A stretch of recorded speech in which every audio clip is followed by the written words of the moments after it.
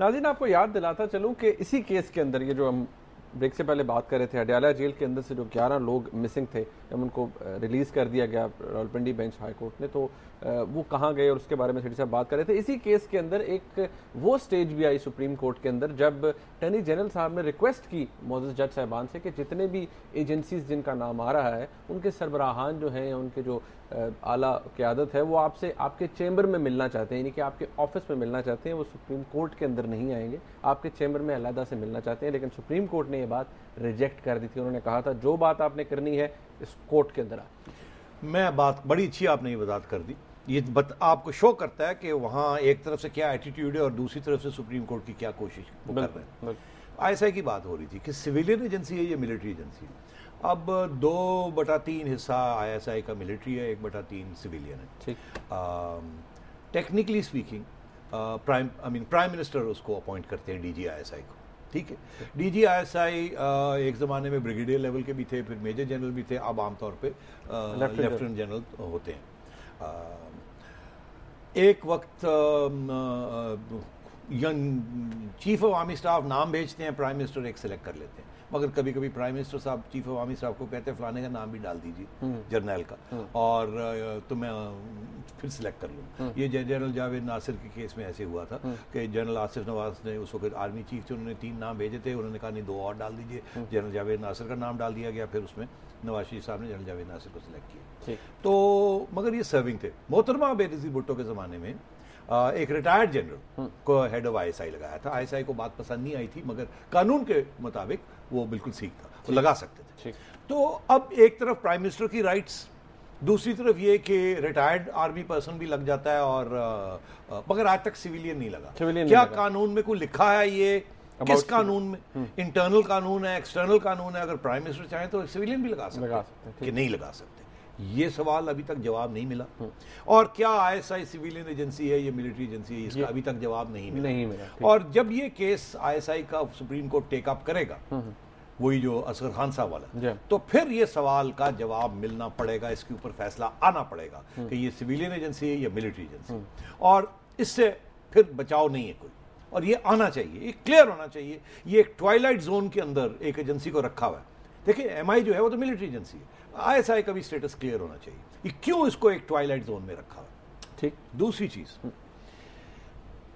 ये जो मैंने आपसे कहा डिसअपियर्ड, कि सुप्रीम कोर्ट की ज्यूरिसडिक्शन है या नहीं है, आर्टिकल 199 के तहत है, और मगर वो एजेंसियां कहती नहीं है, इसके ऊपर भी फैसला हो जाना चाहिए। अब जैसे सुप्रीम कोर्ट ने कहा कि हम अमेंडमेंट को भी चेक कर सकते हैं, हालांकि पार्लियामेंट कहती है आप कॉन्स्टिट्यूशनल अमेंडमेंट को हाथ नहीं लगा सकते, सुप्रीम कोर्ट कहता है फाइनल अथॉरिटी हम है कि क्या आईनी है और क्या नहीं है। तो ये भी देख लें कि अगर ऐसा है भी कोई कानून, तो क्या आइन की स्पिरिट के खिलाफ है?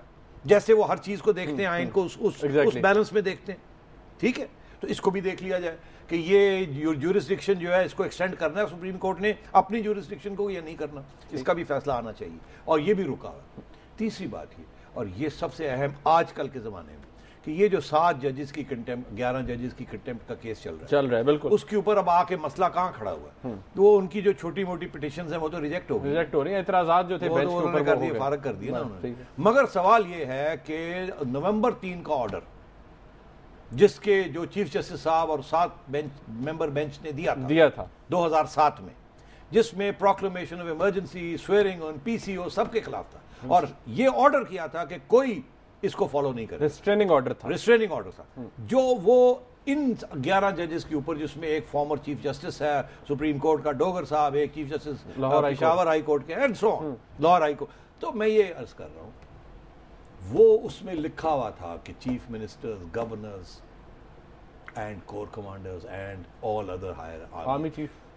तो उस वक्त army chief, vice chief of army staff general क्या नहीं थे, आज वो आर्मी चीफ। अब बात ये है कि या तो ये भी फैसला हो जाए कि जजेस की कंटेम्प्ट जो है वो, क्या जजेस भी हेल्ड इन कंटेम्प्ट, ये भी एक सवाल खड़ा हो गया ना।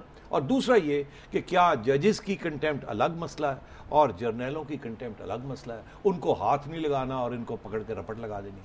तो ये सारे मामले जिसमें मिलिट्री इन्वॉल्व हो जाती है, मेरा ख्याल है ये वक्त आ गया कि इसके ऊपर फैसले हो जाने चाहिए, वन वे और द अदर, ताकि ये कोई ग्रे जोन्स नहीं रहनी चाहिए। अगर मिलिट्री को प्रोटेक्शन देनी है तो दें, एक्सप्लेन करें क्यों दे रहे हैं आप, और ये फाइनल इसकी बात हो जाए। और अगर नहीं देनी, उनको भी under the law of the land लेके आना है, जिसमें सुप्रीम कोर्ट डिटर्मिन करता है कानून क्या है, क्या जुरिस्डिक्शन है उसकी। अगर वो एक आर्टिकल के तहत हर शख्स को बुला सकते तो फिर पूछ भी सकते हैं ना। बुलाना का ये तो नहीं मतलब होता आओ अस्सलाम वालेकुम कर लो, तो पूछ भी हो सकती है। आपने जो किया है इंसाफ भी तो दिया जा सकता है। लीगल जस्टिफिकेशन क्या है आपके पास जो आपने किया है? ये सारी चीजें इस वक्त सुप्रीम कोर्ट में, हमारी आवाम की, सबकी ये तवक्को है कि ये सुप्रीम कोर्ट जो कि हिस्ट्री में सबसे ज्यादा आजाद और मजबूत सुप्रीम कोर्ट है, जिस पे हम लोगों की बहुत सी तवक्कुआत, उम्मीदें, अब फैसले करें ताकि ये ग्रे जोन्स खत्म हो। क्लियर कट बात होनी चाहिए। सारे एक ही किश्ती में हैं, कोई अलग है, कोई सेक्रेड काव है, कोई होली काव है, ये नहीं होना चाहिए। और अगर है तो बता दें इसके तहत ऐसे है, ये नेशनल सिक्योरिटी की बात है। हाँ बिल्कुल अनटचेबल है तो ठीक है, बता दें, खत्म करें इस बात को, ताकि ये झगड़े ना हो। यार मैं आपको बताऊं, लोगों को उठा के ले जाते हैं, गिल्टी हो या ना हो, और फिर वो पिटीशन होती है हाई कोर्ट के अंदर। हाई कोर्ट के अंदर डिवीजन बेंच बैठ जाते हैं और कहते हैं हमारी जुरिस्डिक्शन नहीं है, अब टांगे कांपनी शुरू हो जाती हैं जजों की। वाई? बिकॉज एजेंसियां हैं जी, एजेंसियों को हम पूछ नहीं सकते। ये क्या बात हुई? दुनिया में कहीं नहीं। आज एक अखबार में एक लंबा चौड़ा मजमून लिखा है कि यूनाइटेड नेशंस के अंदर एक कॉन्फ्रेंस हुई थी पूरे के गाइडलाइंस के सीक्रेट एजेंसीज को कैसे, उनके क्या रूल्स होने चाहिए, उनके क्या गाइडलाइंस होनी चाहिए, क्या उनको इजाजत होनी चाहिए, किस चीज की इजाजत नहीं होनी चाहिए, और उनकी मॉनिटरिंग और उनकी अकाउंटेबिलिटी कैसे होनी चाहिए, और डेमोक्रेटिक कंट्रीज में कैसे होती। तो यहां भी ऐसे होना चाहिए। ये नहीं कि ये they are a law to themselves, ऐसे नहीं होना चाहिए। साहब आपको मालूम होगा, बल्कि I guess you have been through that, कि हमारे बहुत से सियासतदान ऐसे हैं जिनको जब मुल्क में मार्शल लॉ लगा तो अगर किसी ने उसके खिलाफ बात की तो उन्हें ना सिर्फ गायब कर लिया गया बल्कि उनको टॉर्चर भी बड़ा किया गया। देखिए मैं आपको बताऊं ये बात शुरू कहां से हुई थी। ये जुल्फिकार अली भुट्टो साहब के ज़माने में हुई थी। सबसे पहली पिटीशन आई थी चौधरी ज़हूर इलाही परवेज़ इलाही साहब के वालिद साहब। इनको भुट्टो साहब ने अगवा कर लिया था और मिलिट्री एजेंसी के जरिए अगवा कर लिया था, और पिटीशन गई थी all the way up to the Supreme Court, और सुप्रीम कोर्ट ने पूछा था कि ये कहाँ है, ये डिसअपेयर्ड है। आप मेरी बात समझ रहे हैं? वो दिन और आज का दिन लोग गायब हो जाते हैं और कोई पूछने वाला नहीं होता और कोई हिफाजत करने वाला नहीं होता। देखिए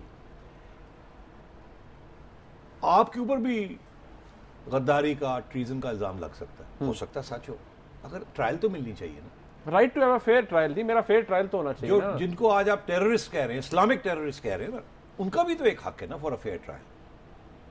और अगर उनको कोर्ट मार्शल करना है तो करें आप, एक दफा नहीं 100 दफा करें, मगर ये गेम्स मत प्ले करें कि अदयाला जेल में वो बैठे हुए हैं, फिर वो हाई कोर्ट के अंदर उनको लाया जाता है, फिर लेके ले जाया जाता है। अरे भाई आप करें ना कोर्ट मार्शल।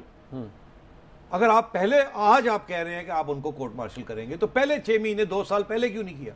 इनमें वो लोग हैं जिनके ऊपर आपने इल्जाम लगाए हुए हैं कि इन्होंने जीएचक्यू के ऊपर अटैक किया। तो अगर जीएचक्यू के ऊपर कोई अटैक करता है तो उसको भी कोर्ट मार्शल नहीं करना। तो मैं ये अर्ज कर रहा हूं कि यार ये आज उठे कि जिनको अब हम कोर्ट मार्शल करना है, तो पहले कर लेते कोर्ट मार्शल। जस्टिफिकेशन ये भी देते हैं सेठी साहब कि इनको ये रखा हुआ इसलिए कि ताकि इनकी निशानदेही पे और लोग पकड़े। अरे यार अब कितने साल हो गए इनकी निशानदेही, कौन कौन करेगा, कैसे कैसे होगी, छोड़े ना ये बातें। दरअसल बस अब मैं क्या बताऊं, छोड़े इस बात को। मेरी ये पोजीशन है कि जो कुछ किया जाए साफ सुथरे तरीके से किया जाए। जिसको कोर्ट मार्शल करने